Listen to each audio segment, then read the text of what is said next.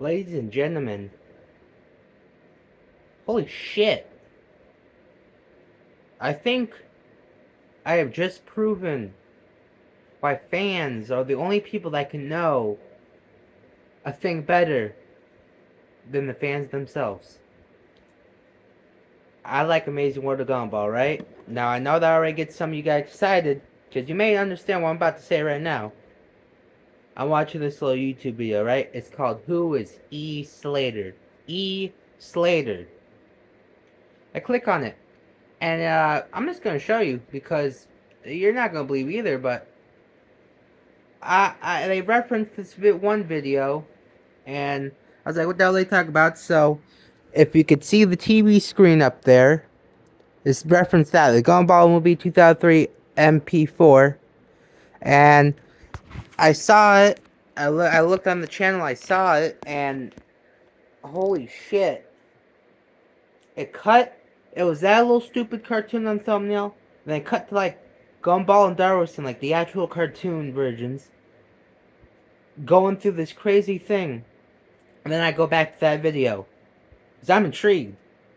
You got me by the balls, now you're tugging. Now you're having some fun there. I'm having a great time. I'm having fun. This feels like I'm down in Vietnam again, right? So, I continue. And then they're all talking about the old video and all that. And who is this East Lake? And BAM! Cuts to live action. It's this guy. He wakes up. And it's the set of the Gumball. It's close as they can get it, you know, because it is a cartoon. Uh, but it's live action in the video. That video right there. Fuck, I'm showing it again. God damn it. This guy, that video, blew my fucking mind. Because after it turned live action of Gumball Watterson, it cut to the school. After in the bathroom, he went to the school. He's in front of like a thing of Darwin. Darwin's dead. R.I.P. Darwin. And you got all these post-it notes by all the characters saying goodbye and wishing him farewell. And he's just sitting there, and he has a blue post-it note. You don't see it yet, though, but he has a blue one. And he's sitting there, and he's sulking a little. And then Tobias walks up, fucking Tobias, and he goes, isn't it time for you to forget? And he goes, no, fuck you. And then he pushes him after a little bit, oh, come on, yeah, all that nagging. Pushes him.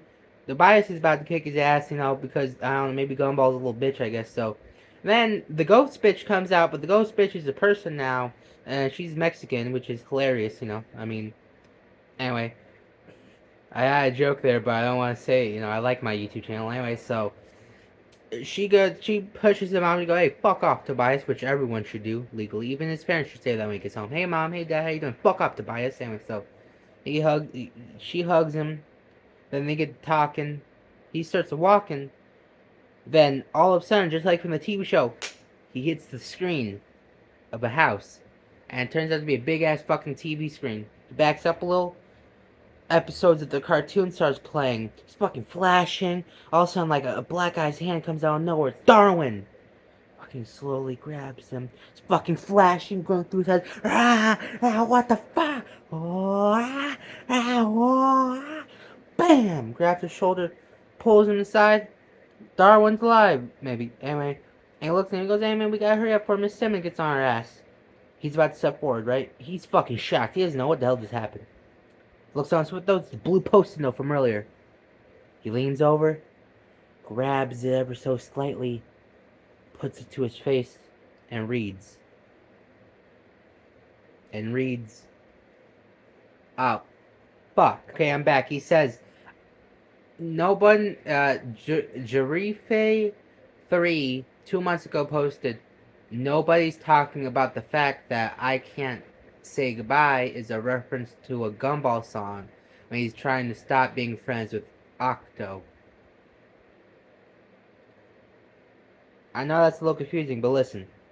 Blue post-it note says I Can't Say Goodbye.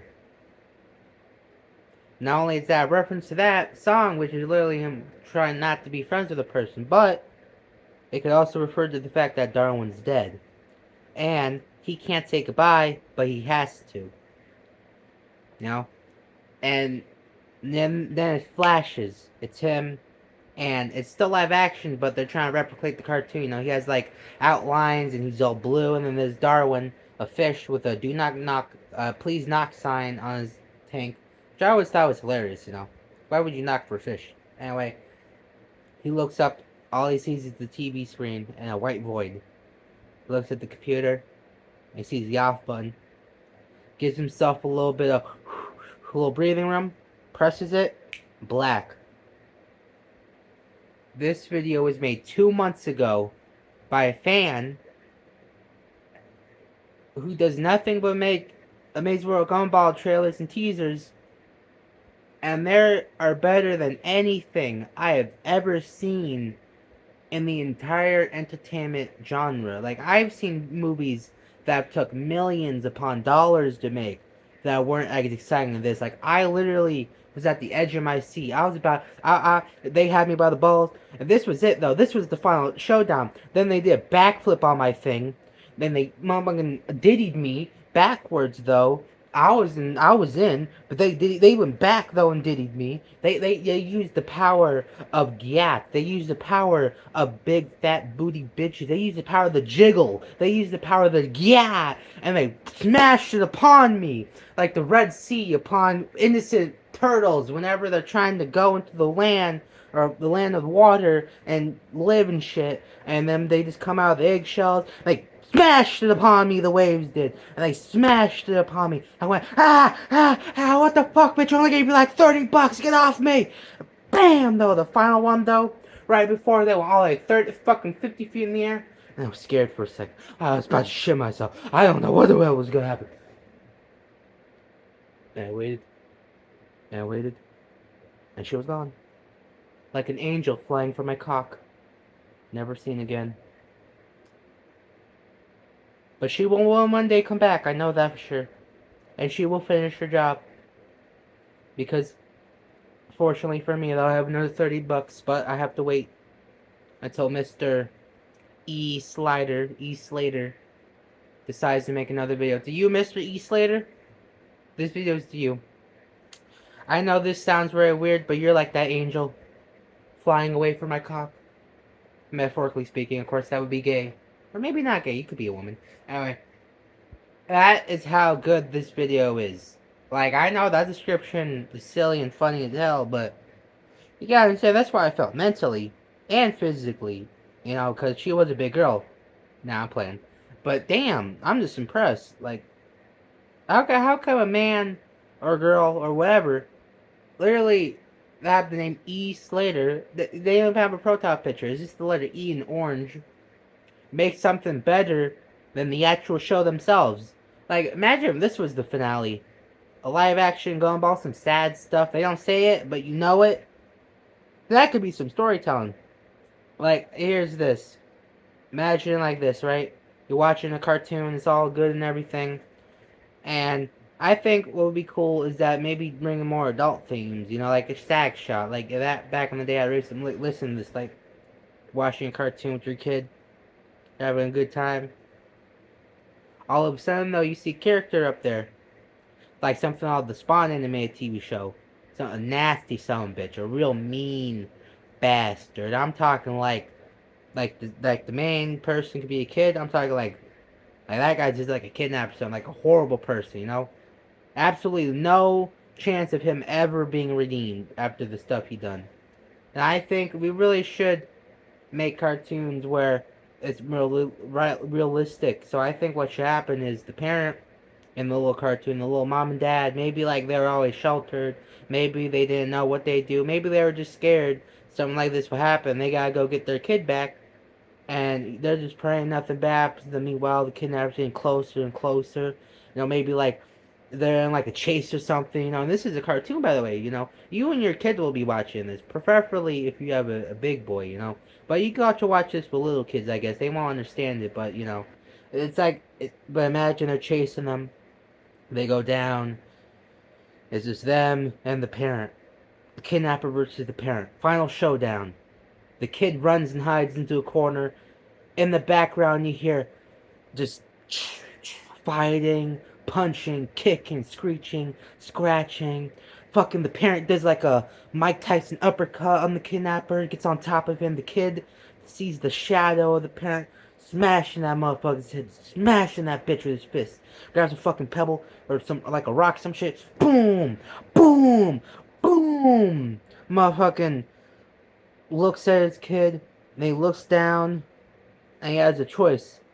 The kidnapper's still breathing a little. You can show his legs going up and down, and the guy has one thing he knows, and the kid looks and he sees his parent or her parent, or whatever the kid would be, their parent covered in blood.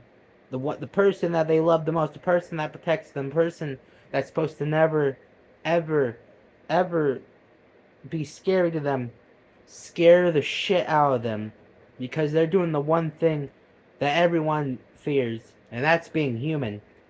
That's doing what you're supposed to be doing. That's protecting. All right. I think that would be the craziest and greatest way moment. Hell, just greatest moment in TV history. If we can somehow manage to do that and deliver it to people not only younger, but the people also their parents too, to give them a piece, but also portraying it in a way to where it could be shown to younger people. Like in the new Cats and Puss in Boots movie, they cussed every now and then. They said like hell. I think they said like shit every now and then. And then they showed blood. That's what I miss. I miss when cartoons used to show blood. Like, people bleed. It's no shit. Like, if I go in the bathroom right now, I cut myself. What are you expecting, like, Cool Whip to come out? You know, expecting cheese to come out? No, I'm not that fat. But, Jesus Christ, you know, like, when's the last time you're watching a good cartoon? And it's like one of those real big boy ones, you know? It's like one of those cool kid ones. And then you just see a person with a big ass scar on their face, or like they just got cut across the chest and they're still fighting the bad guy. That's cool. It's not necessary, but it's cool. And I just think we really need to do this. We should introduce more adult themes to younger people in exchange for doing it in ways that are not as hard or as like showing, but still betraying the message to the kids, like telling them that people like that a person as innocent as their parent or their grandparents or hell even just their friends are capable of doing worse to horrible things to people for the names of not only justice but freedom, and upon themselves with selfish greetings, making them a villain, not by them doing bad stuff, just by them being selfish upon themselves, and it only being told to you by your own brain because you realized that. You didn't have to have some guy, some dickhead, yell at you about it. You actually got to see it. That's changing the game. That's giving the audience power. The power to be confused and the power to realize. And that's something these people are forgetting. You need to give people the power to realize. Like, back in the day when they put the Twilight stories on, you know, the Twilight Zone on, do you think people back in the day was, oh man, this is boring. I wish some fucking guy would sit around all day and tell me all the secrets and hidden stuff I'm missing? No. I'll tell you what you do. You sit down and you watch Twilight Zone. Right? But you still, in the Twilight, excuse me, in the Zone, they give you questions. Like, one of the most famous episodes of the Twilight Zone, at least in my opinion, is a guy about to get hanged. All of a sudden, though, the noose breaks. He runs away, free, trying to get back to his lover. He does eventually. He's back in her arms. It's all nice. Then, BAM! His neck breaks. He never escaped. It was a dream. That's good. It leaves questions. It solves them at the end. These answers. Is this really it? Is it about to happen? And then the people expecting it were like, holy shit, I didn't expect it to happen. I was fucking with myself. But damn, that's crazy, you know? I just think we should do that more. Like, imagine TV and movies that challenge your brain, that like actually try to ask interesting questions. We haven't had that in a while. Fuck the new Disney movie. Fuck the new Marvel movie, man. We need a movie that looks you dead in the eyes and asks, man, what about it? You know? I want a movie to look me dead in the eyes and go, what do you think, huh? What's your idea of it? How do you function this thing? You know? That's why I love Snowpiercer a lot. You think of Snowpiercer, there's a lot of questions involved into it. What's going to happen now that they derailed the trains? What's going to happen now that all the people are out of the trains? Are the people all going to coincide together? Is there going to be chaos? Are the people in the lower classes going to fight the people in the higher classes because of the life they were given? Are people? Are what about the security guards who they had to literally fight through? Are they all just dead? Are the people from the lower classes just gonna take all the equipment that they left on the floor, all the bodies, and just, you know, have it, take over the train? Are they gonna have a political party? How is this gonna work? How are they gonna survive in the winter and the cold? You know, it leaves a lot of questions, but it leaves a lot of hope too. A lot of hope that the people and that the two who escaped the train near the end can grow and build a society better than the one before. I like that. Simple. It's beautiful though. Simplicity can be the best things in the world. And when you wake up in the morning and you want a nice slice of toast, maybe you're just crazy or some shit, maybe you just like toast. Either way, you go up, you go get the toast, it's all toasted lightly brown. That nice lightly brown, not the dark lightly brown, but like the nice golden lightly brown. The butter's still a little warm, you got a little lucky on the butter, you spread that across a little bit of jam, if that's your fancy. You eat it, good. Now, the people who have to fucking cut upon avocados and berries and all that and eggs and bacon, that's just adding upon something that's already pretty simple. Just bread and butter, you know? We should also be doing that for movies and TV shows. We should do more simpler things because it helps you think more. Like, imagine like a movie you walk into and you go out and you just don't forget it. That was me in The Cube. You ever seen The Cube? The Cube is fucking awesome. It leaves a shit ton of questions. How did they get here? Who made the cube? What is the cube? What's going to happen near the end? What are the lights all for? And it answers nothing. It's perfect. A bunch of people wake up in a cube that's designed to kill them, and they have to try to escape. They get really lucky, they get really unlucky, and craziness is eventually what kills them all. Just like real life. But they're in a cube! Isn't that fucking crazy? Isn't that fucking wild? Literally, it's just like real life, but they're in a cube. You know? What does that mean? That means they're actual people. They do actual shit that people will actually do. One person in there, you think he's a saint, you think he's going to protect everyone. He's the crazy person. He kills almost everyone by the end of the movie, except for the retarded person. Because, the end, I ain't going to spoil it to you. Watch The Cube. It's good. It's one of the best movies there. Parasitical made a video on it. Go watch it. All I'm saying is at the end of the day, E. Slater, you have surprised me so good that I used that metaphor from earlier. A person made something that affected me so much, I made a joke about it. A person I've never even met. I didn't even know they existed until like a couple minutes ago when they completely wow. This is like I'm at a bar right now, and then a girl just looked upon me, went under the counter, started jerking me off, and then she just ran away. That's what happened to me right now. East Slider, you're good. Keep doing what you do, and I'll always be watching. Peace.